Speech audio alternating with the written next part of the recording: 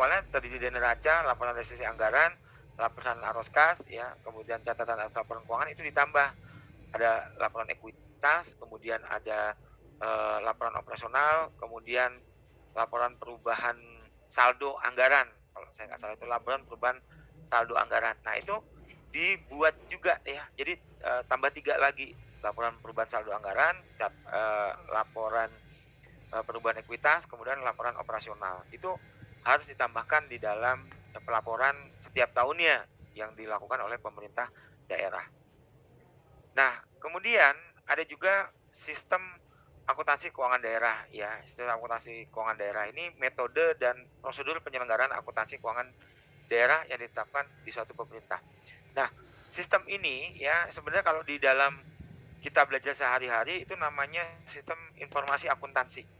Jadi nanti itu mencakup secara umum bagaimana nih penanggung seperti apa, kemudian prakteknya bagaimana, itu ada apa namanya yang mengatur ya dari hal-hal tersebut gitu. Jadi diatur kemudian di apa namanya dibuat bagaimana cara pelaporannya melewati birokrasi apa aja, kemudian dokumennya apa aja yang harus di apa namanya disajikan, terus metodenya seperti apa. Nah, itu selalu dibuat yang namanya sistem akuntansi keuangan daerah. Nah, tujuannya apa? Tujuannya supaya serempak sama satu dengan yang lainnya. Ya, jadi kalau misalnya ada di DKI, dia punya model seperti ini, kemudian di Jawa Barat berbeda, nah itu akan menyulitkan di dalam, pelaporannya nanti, ya. Jadi semuanya harus seragam.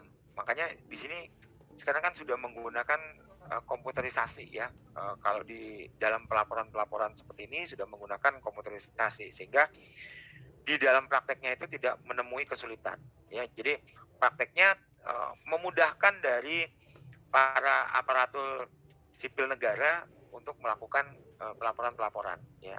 Karena kan nanti ada, bermacam-macam bendahara nih, ada bendahara pengeluaran, ada bendahara penerimaan di sini, ya, yang melakukan pelaporan-pelaporan terkait dengan, ke apa, dana-dana yang digunakan, gitu.